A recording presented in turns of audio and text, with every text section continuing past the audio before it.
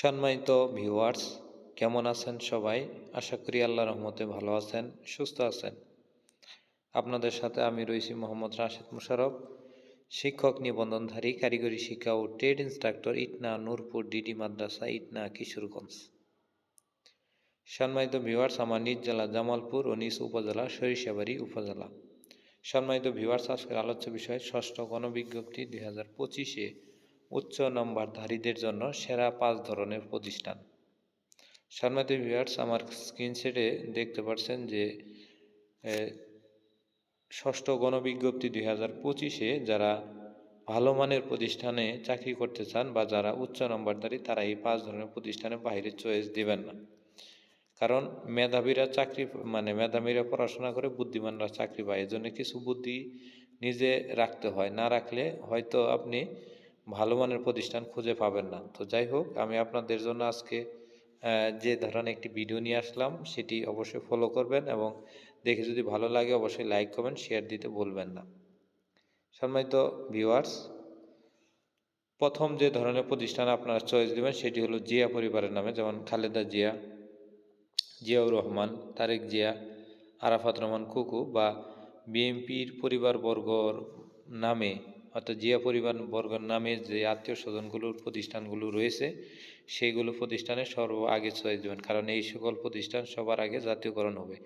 আমরা বিগত সরকারের সময় দেখেছি বঙ্গবন্ধু ও তার পরিবারবর্গের নামের প্রায় অনেকগুলো প্রতিষ্ঠান জাতীয়করণ করা হয়েছে। প্রায় 740টি প্রতিষ্ঠানের মধ্যে 80% প্রতিষ্ঠানই বঙ্গবন্ধু ও তার পরিবারবর্গের নামে।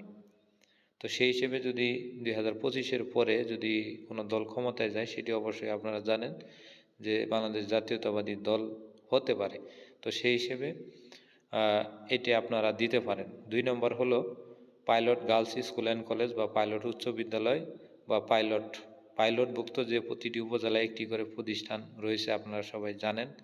2-1টি উপজেলা ব্যতীত এবং হাওর এবং উপকূলীয় এলাকা ব্যতীত আপনার প্রায় ভালো ভালো জেলাগুলোতে pilot girls school and college বা পাইলট উচ্চ বিদ্যালয় বা পাইলট স্কুল অ্যান্ড কলেজ রয়েছে।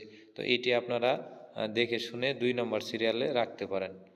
আসি আমরা 3 নম্বর সিরিয়ালে। বলা হয়েছে জেলাভিত্তিক অনলাইন র্যাঙ্কিংয়ে সেরা প্রতিষ্ঠান খোঁজ করা, অর্থাৎ আপনাকে ইউটিউবে, হোয়াটসঅ্যাপ আপনার গুগলে সার্চ দিতে হবে যে এই জেলার সেরা প্রতিষ্ঠান, এমপিভুক্ত সেরা প্রতিষ্ঠান কোনটি। তখন সেই প্রতিষ্ঠানে খোঁজ খবর নেবেন, নেওয়ার পরে তারপরে আপনাকে আবেদন করতে হবে, কারণ প্রত্যেকটি উপজেলা ভিত্তিক র্যাঙ্কিংয়ে আলাদা এমপিভুক্ত প্রতিষ্ঠান রয়েছে, যেটি আমরা গুগলে গেলে আমরা খুঁজে পাবো। তো সেই হিসেবে আপনাকে ওইখান থেকে তালিকা করতে হবে। আসি আমরা 4 নম্বরে। যেমন আপনি সহকারী শিক্ষক, তাহলে আপনি স্কুল অ্যান্ড কলেজে আবেদন করবেন না। কেন করবেন না সে বিষয়টি আমি আপনাদের বলি। যে স্কুল অ্যান্ড কলেজে আবেদন করলে দেখা যায় যে কলেজের যে টিচারগুলো রয়েছেন তারা এক্সট্রা সুযোগ সুবিধা নেয়, স্কুলের সাথে অনেকটা বৈষম্য হয়। কিন্তু আপনি যদি সহকারী শিক্ষক হয়ে শুধুমাত্র 6ষ্ঠ থেকে 10ম শ্রেণী পর্যন্ত প্রতিষ্ঠানগুলোতে চাকরি করেন, তাহলে দেখবেন আপনার সম্মান, মান, প্রাইভেট সহ অন্যান্য কিছু পড়াইতে পারেন। যেমন আপনি সহকারী শিক্ষক ইংরেজি, ওই প্রতিষ্ঠানে আবার প্রভাষক ইংরেজি আছে, দেখবেন যে আপনার স্টুডেন্ট ওই প্রভাষক ইংরেজির কাছে প্রাইভেট পড়ছে বা গণিতের কাছে প্রাইভেট পড়ছে। এটা কারণ তারা ভাবে যে আপনার থেকে সে যেহেতু বড়, তার মেধাটা অনেকটা বেশি। তো সেই হিসেবে এই কাজগুলো করে থাকে সচরাচর, এবং অন্যান্য কিছু সুযোগ সুবিধা থেকে বঞ্চিত হন। যেমন অনেক সময় রয়েছে প্রতিষ্ঠানটি এসএসসি শাখা এমপিও এবং কলেজ শাখা নন এমপিও, তখন দেখা যায় যে এই শাখা থেকে যা লাভ হয় ওই শাখায় দিয়ে তা পরিচালনা করা হয়। যেমন তখন ধরেন আপনার এই যে কি বলে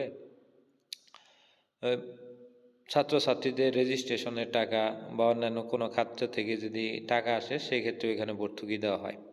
তারপরে আসি প্রভাষকরা একাদশ এবং দ্বাদশ শ্রেণীতে করবেন, তাহলে আপনারা আরামে থাকবেন। না হলে 6, 7, 8, 10-এ বাংলা, ইংরেজি, গণিত, সাধারণ জ্ঞান ক্লাস ধরিয়ে দিবে, যেটি আপনাদের জন্য অত্যন্ত বিরক্তকর। কারণ প্রভাষক যারা হয় তাদের আলাদা একটা ভাব ভঙ্গিমা থাকে।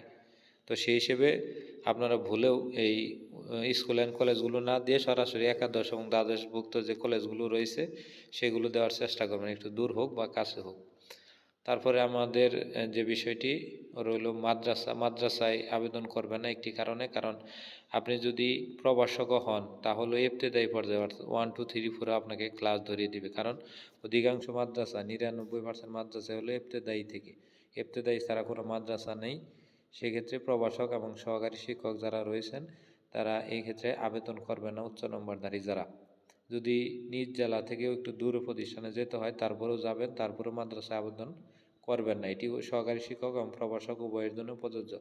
শুধুমাত্র মাদ্রাসাটা সুপার সুপার, সহকারী মৌলবী, ইবতেদায়ী কারি, ইবতেদায়ী মৌলবী, তারপরে প্রভাষক আরবি, প্রভাষক তাফসির, এদের জন্য মাদ্রাসা হলো বেটার। কারণ এরাই আপনার প্রশাসনিক পদে যেতে পারে, আপনারা কিন্তু প্রশাসনিক পদে যেতে পারবে না। তাই উচ্চ নম্বরধারীরা ভুলেও মাদ্রাসাতে আবেদন করবেন না। আর যেগুলি স্কুল অ্যান্ড কলেজ সেগুলোকে বাদ দেওয়াই ভালো, সেটি আমি আপনাদের আগেই বললাম যে এক্ষেত্রে অনেকগুলো সমস্যা রয়ে থাকে। আর কোন স্তর এমপিও, কোন স্তর নন এমপিও এই ধরনের কোনো প্রতিষ্ঠান থাকলে সেই ধরনের প্রতিষ্ঠানে আবেদন না করাই ভালো। কারণ আপনার স্তরে এমপিও থাকলে সেখানকার সকল সুযোগ সুবিধা নিয়ে নন এমপিওকে এমপিওর জন্য অনেকেই চেষ্টা করে, যার কারণে দেখা যায় যে আপনার প্রতিষ্ঠান লব্ধ কোনো টাকা পয়সা দেয় না। তারপরে 5 নম্বর হলো, যেগুলো প্রতিষ্ঠান শিক্ষকদের মাসিক বেতন স্কেল অনুসারে ভাতা দিতে পারে সেগুলো অবশ্যই ভালো মানের প্রতিষ্ঠান এবং এগুলোর নিয়ম শৃঙ্খলা বেশি ভালো, যদিও একটু ক্লাস বেশি নিতে হয়। তারপরেও আপনার 500 থেকে শুরু করে 25,000 20,000 টাকা পর্যন্ত বিভিন্ন প্রতিষ্ঠান দেয়। যে সকল প্রতিষ্ঠান সর্বনিম্ন 3-4 হাজার টাকাও দেয়, এ ধরনের প্রতিষ্ঠান ছাড়া অন্য কোনো প্রতিষ্ঠানে যুক্ত হবেন না, যদিও প্রতিষ্ঠানটি দূর হয়। কারণ আপনার 2-4 হাজার টাকা যদি এখনকার সময়ে আপনার প্রতিষ্ঠান থেকে না পাওয়া যায়, আসলে ওইটা আসলে প্রতিষ্ঠান হিসেবে ধরা যায় না। তো এই ধরনের প্রতিষ্ঠান খোঁজ করবেন যেগুলো প্রতিষ্ঠান মাসিক 500 থেকে শুরু করে একেবারে 20-25 হাজার টাকা পর্যন্ত ক্ষেত্র বিশেষ দিয়ে থাকে, ওই সকল প্রতিষ্ঠানে আবেদন করবেন। 6 নম্বর যে বিষয়টি সেটি হলো, বেশি নম্বর পেলেই প্রতিষ্ঠানের খোঁজ খবর না নিয়ে আবেদন করতে যাবেন না। দেখা যায় যে অনেকেই রয়েছেন একটি প্রতিষ্ঠানে গিয়েছেন যে অনেক বড় ভবন, 4তলা 5তলা ভবন, তো ভবনের প্রেমে পড়ে আপনি আবেদন করেছেন, পরবর্তীতে যাই দেখলেন এই প্রতিষ্ঠানের ম্যানেজিং কমিটির সমস্যা, তারপরে এই প্রতিষ্ঠানের নামে মামলা রয়েছে, বা এই প্রতিষ্ঠানের প্রধান পলাতক, অমক তমক অনেকগুলো বিষয় রয়েছে। তাই প্রতিষ্ঠান ভালো কিনা, প্রতিষ্ঠানের মামলা আছে কিনা, আর ওই প্রতিষ্ঠানে কাম্য শিক্ষার্থী আছে কিনা, এবং প্রতিষ্ঠান থেকে কিছু টাকা পয়সা দেয় কিনা, এটি শুধুমাত্র উচ্চ নম্বরধারী যারা রয়েছেন তাদের জন্য এই নিয়মে আবেদন করবেন। এবং আপনারা ভুলেও কখনো হাওর এলাকা এবং উপকূলীয় এলাকাগুলোতে আবেদন করবেন না। যদি যাদের এলাকা নিজ জেলা বা নিজ উপজেলা তাদের ক্ষেত্রে ভিন্ন, কিন্তু অন্য উপজেলা অন্য জেলা থেকে প্রতিষ্ঠান যতই ভালো হোক, যদি হাওর এলাকা এবং উপকূলীয় এলাকায় হয় তাহলে আবেদন করবেন না। কারণ এই সকল প্রতিষ্ঠানে আর্থিক সুযোগ সুবিধা কম, যাতায়াত অসুবিধা, এমনকি আপনার জিনিসপত্রের দাম ঢাকার তুলনাও 10% বেশি। অর্থাৎ যদি ঢাকায় 100 টাকা একটা জিনিসের দাম থাকে, যে একটা ফল, তো আমাদের এখানে একটা ফলের দাম হবে, হাওড়া এলাকায় একটা ফলের দাম হবে 130 টাকা। এবং কারণ যাতায়াতের অসুবিধার কারণে উপকূলীয় এলাকাতেও সেই এরকমই।